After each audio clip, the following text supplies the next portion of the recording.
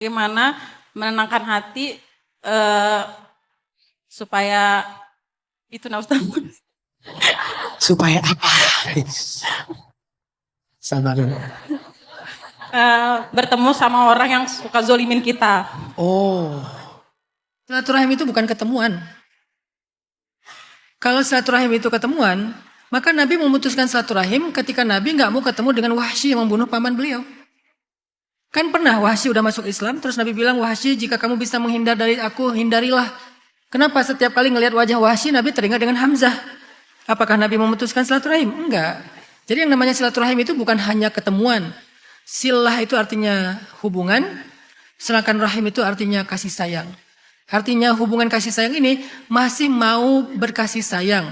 Contoh berkasih sayangnya apa? Kalau misalnya keluarganya Mbak Desi ini yang tadi menyakiti Mbak Desi suatu saat, nauzubillah, lagi kesusahan, Mbak Desi tahu itu dari siapa misalnya, Mbak Desi masih mau menolong dia walaupun gak ketemu dengan dia.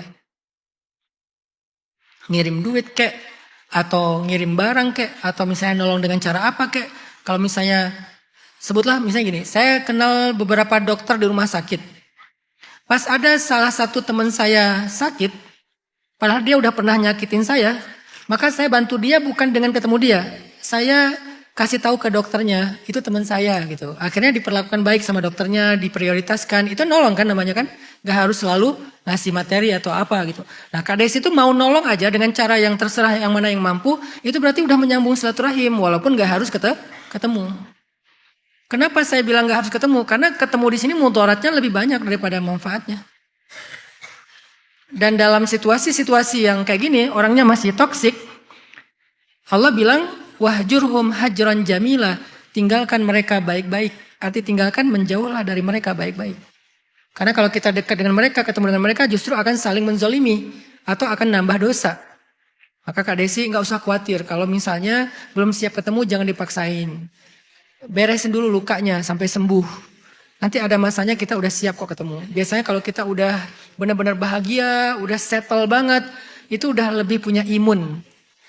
Tapi kalau belum benar-benar ada di posisi yang settle, belum benar-benar di puncak versi kita terbaik, kayaknya imun kita masih lemah. Begitu disentil dikit, luka lagi tuh. Saya pernah ngalamin itu karena dulu waktu kecil pernah juga diremehkan sama beberapa keluarga besar di Aceh. Tapi ketika sekarang misalnya saya udah ngalamin hidup saya udah baik, udah settle, saya ngerasa udah sukses, saya pulang ke Aceh, ketemu orang itu, udah imun. Begitu dia merendahkan saya nggak merasa direndahkan lagi. Kenapa? Karena yang dia katakan itu jelas-jelas salah gitu.